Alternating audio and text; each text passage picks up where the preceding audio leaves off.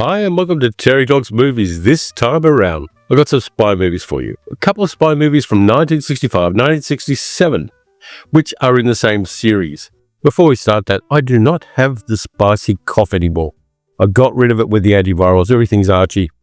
That's it. So anyway, these spy movies. 1960s were an interesting time in cinema because spy movies were the flavor of the month, flavor of the year, flavor of half a decade. When James Bond hit with Dr. No, movie studios went nuts to make spy movies. They knew there was cash in it. They wanted to ride that bandwagon and slip into the slipstream of 007 and just make a ton of spy movies. And nobody wanted to do this more than the Americans because an English company was raking in all the boku bucks from 007, from Man Flint, from Sean Connery, and the Americans wanted some of those bickies. And so they tried a bunch of different things. But it wasn't only the Americans. The Europeans were doing a lot of spy movies. The English even tried to do some of their own again to try to top Eon Films and 007. Eurospy became a big thing, but in America, they were trying to make spy movies, and they made some. They made the Matt Helm series with Dean Martin. The Matt Helm films were low-effort, Las Vegas lounge lizard kind of movies, not to be taken seriously at all. They were for the kind of people that wore safari suits on their holidays. But then, in 1965, another movie series started. A guy called Hal Finberg created a character. The two movies were made of the character, and they were very popular. They weren't going to make a third one, but that just never eventuated for a whole bunch of different reasons. And in order to bring that character to life, they needed an actor. And they needed an actor who was fairly fresh, but had a bit of a track record. This actor had never started a movie as the name above the credits. This first movie in the double movie series was one that really made him something of a star for the next 20 or 30 years. Of course, I'm talking about James Coburn and our Man Flint, followed in 1967 by In Like Flint. And I've got to stop that camera trick in my face. Hopefully that stopped it. But yeah, the Flint movies are groovy. I mean, just take a look at that advertising art. Beautiful stuff. Love it. And the Flint movies had a lot more sophistication than the Dean Martin, Matt Helm films. They were among the two last movies to be made in the old CinemaScope format, so they were crazy widescreen. They looked really good in that. And the production values were great. The set designs were fantastic. The music by Jerry Goldsmith was crazily good for both of these. It had a light tone to it. It was very kind of hip and groovy, but it was very much different than the Las Vegas sound you got in the Matt Helm films, or the more brassy sound you got in the James Bond films. The soundtrack to the Flint films is great. It's on Spotify. I've actually got it on CD as well. And the soundtrack is among the best aspects of this spy series. Now, James Coburn had been in movies before this. Of course, he was in The Great Escape. He was in The Magnificent Seven. He had a track record of being the cool guy. And in real life, he was a kind of cool guy. He was into Eastern philosophy. He was a student of martial arts. And one of his trainers was, among other people, Bruce Lee, who was a friend of his as well. So when you see Flint doing all the action stuff and beating people up, there's a lot of Bruce Lee in that. There's a lot of Jeet Kune Do in the way that Jerry Flint beats up bad guys. And I'm there for that. It looks really groovy and it looks different than the other Bond pastiches that we saw in so many other films of the era. We're going to start with Our Man Flint, the first of the two, and I can't really decide which one I like more, whether I like Our Man Flint or In Like Flint more. I think I like them equally. Let's just put it that way.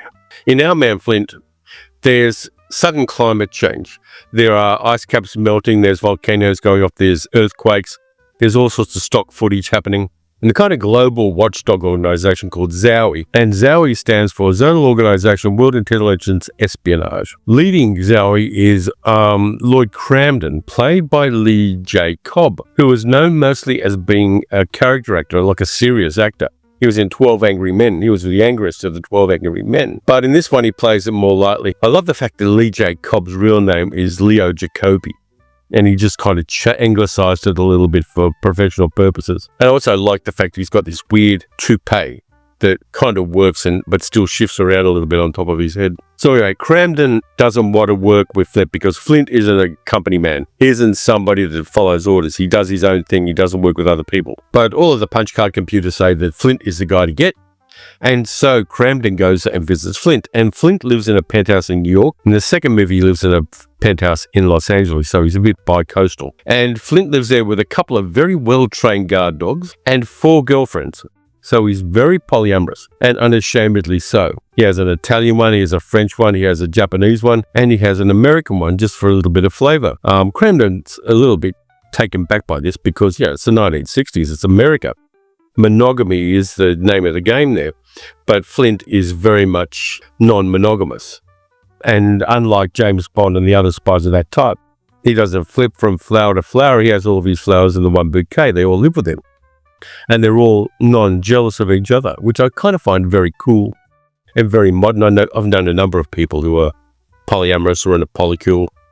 And even though it's a more complex way of living, I don't think it's any better or worse than being monogamous. And I kind of like the fact that the movie just drops that into the qualities that Derek Flint has. Apart from being a polymath, a genius, he does all sorts of things. He can shoot blowgun darts and pin flies to the wall with them. He can stop his heart from beating. He's got all of these superhuman skills, and he's got 4 girlfriends. He's kind of like Doc Savage with a libido and without the boy band. So anyway, Zowie gets Flint to follow up and find out what's happening. So Flint decides to work with Zowie.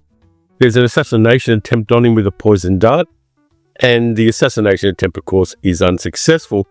But Flint analyzes the dart and finds out that the person who fired it has been to a particular part of Marseille to eat bouillabaisse in the last 48 hours. And so he goes to Marseille, tries the bouillabaisse in a bunch of different restaurants, meets up with another secret agent, 0008, who is played by the same actor who was in the original Planet of the Apes. He's the other astronaut who got a lobotomy. That guy plays 0008. It's a little bit of a nod to James Bond. And in fact, Spectre gets mentioned in the dialogue in Man Flint, which I think is very cool and probably pissed off Eon Films a little bit. There's a bar fight between Flint and 0008 to kind of muddy the waters when the bad guys are watching. And eventually, Flint is led to a company that makes women's cosmetics. And a woman called Gila, played by Gila Golan, who was the love interest, of course, in the Valley of Gwangi, an organization called Galaxy, which is run by 3 nerdy mad scientists who want to rule the world benignly because they know what's best for everybody, and they just want everybody to be peaceful. They've got a plan for world peace and to end world hunger, as long as everybody does what they say. And just as a side hustle, these 3 nerdy scientists have found a way to brainwash women into being sex machines. That's always going to get people on side. Yep, you're going to have world peace, you're going to have an end to world hunger, you're going to have the millennium, but all your women are going to be brainwashed into just being fuck buddies.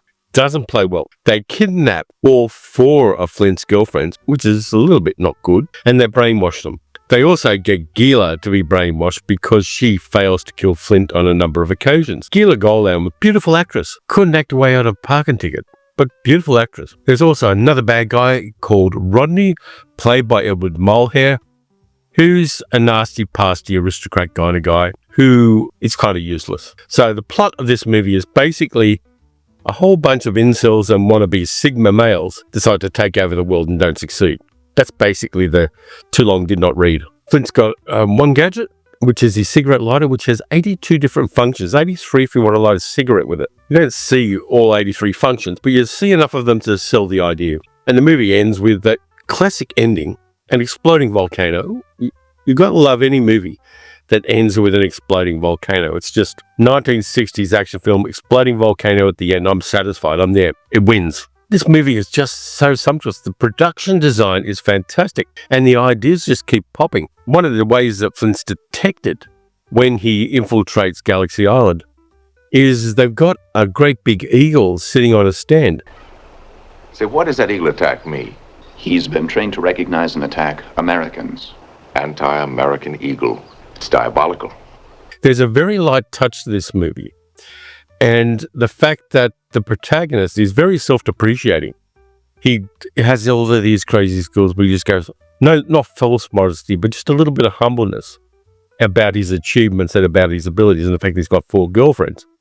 I kind of like it. It's a very zen character. And James Coburn plays it wonderfully. He's got a beautiful physicality when he's running around and kicking and punching people. He can play the comedy note perfect, not in a winking at the audience kind of way, but in a kind of low-key, we're having fun here kind of way. The sets for Galaxy Island are fantastic. I love the way they've done the production design in this movie. It looks fantastic. I've only got it on DVD, but I believe there is a Blu-ray release of it. And it looks terrific even on DVD. There's a couple other little notes for this one. First off, there's a villain in this called Hans Gruber, well before Die Hard. Doesn't look anything like Alan Rickman, but I like the fact that there's a villain called Hans Gruber in this movie. And the other cool thing is there's a sequence Flint goes to a strip club, which also sells bouillabaisse, which sounds like a good place to go. One of the strippers is played by Tura Satana from Faster Pussycat Kill Kill, and I'm there for that. It's just a luscious looking film, and it's a lot of fun. And it doesn't have the cringe factor of the Matt Helm films. It's not the same as it would be were it made in the 21st century, but of its time, it doesn't have any cringe that I could spot. And it's kind of rare for this kind of movie in this era. The first one made a lot of money, made about 3 times its budget, which made the studio happy. So they made a sequel 2 years later, In Like Flint. There's a few different ideas of where In Like Flint came in as a cultural touchstone, but one of them is Errol Flynn's court cases for assaulting 14-year-old girls. So In Like Flint, let's ignore the title.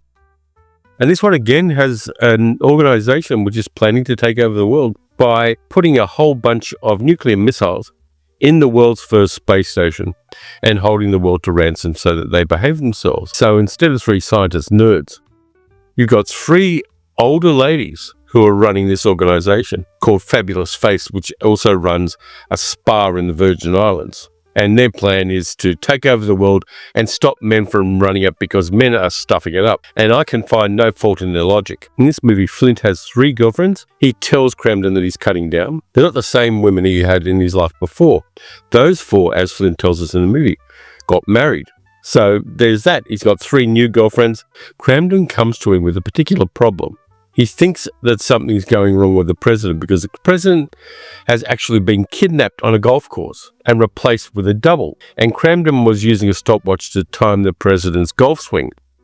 And when he woke up, the stopwatch is showing over 3 minutes. So there's 3 missing minutes in his time with the president. And Cramden gets set up for a scandal and is still in his office, but he's lost his ability to be the boss of Zowie. Flint's new girlfriends go to the spa in the Virgin Islands, which is actually filmed in Jamaica. It looks really great.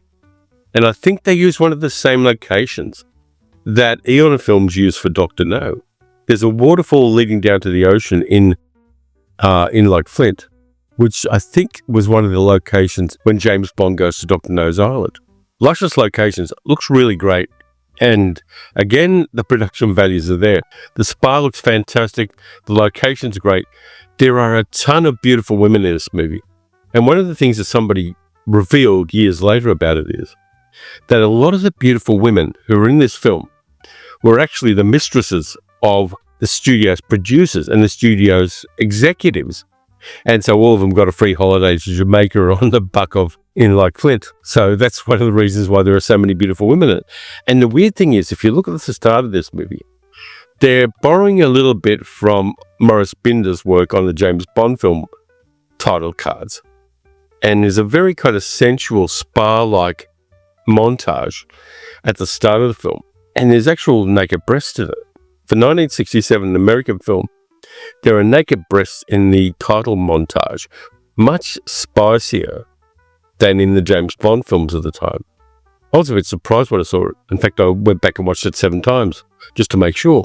Yeah, this one, you've got the older ladies who are trying to take over the world for the betterment of the world. There is some additional dialogue which is cut out of the release print of the film where Flint says whether men are running the world or women are running the world, it's just the other side of the same coin. Yeah, but having one gender running the world is not a good thing. But that got cut out in the final release of the film, which is a bit of a shame. The male baddie in this one is an army general played by Steve Arnott, who takes over the operation from the 3 ladies once the nukes are launched on a rocket to head up to the space station. So there's a bit of a coup d'etat thing happening there with an army general taking over because you can't let ladies rule things, can you, boys? The extra woman in this one's played by Jean Hale, beautiful actress and a very good actress, who was married to Dabney Coleman for a very long time. And she gives us a little more of an interesting female lead than we got with Gila Golan. But still, not an overly written character. But this one looks at least as good as the first one, and the soundtrack is even better than the first one. The soundtrack is a real banger.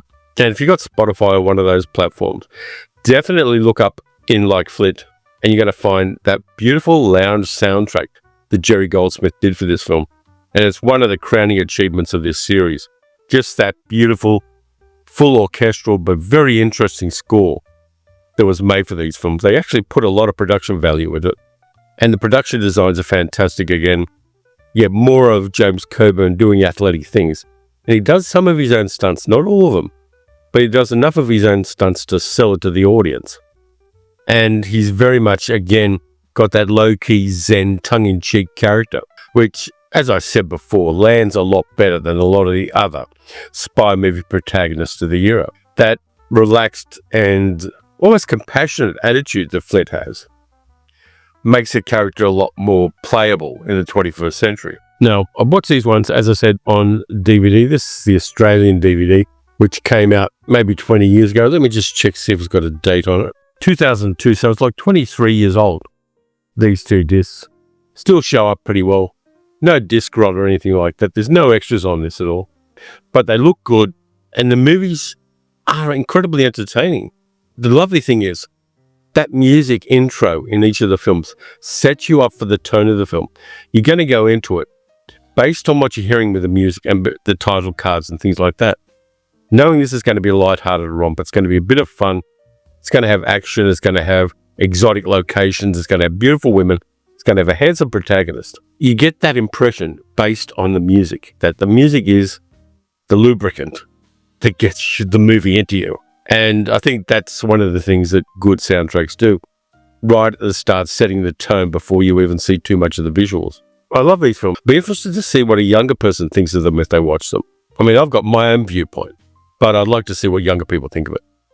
Let me know if you're a younger person who's watched these films, because a comment or two on that basis would be interesting to have. So that's what I got for you this time around. Couple of classic old spy movies that have been sitting on the shelf here for 23 years. But still have a lot to give and just have an elevated level of production. And the lovely thing too is the directors of photography on these films were fantastic. In our Man Flint, the director of photography was a guy who's got a funny name, Daniel L. Fapp.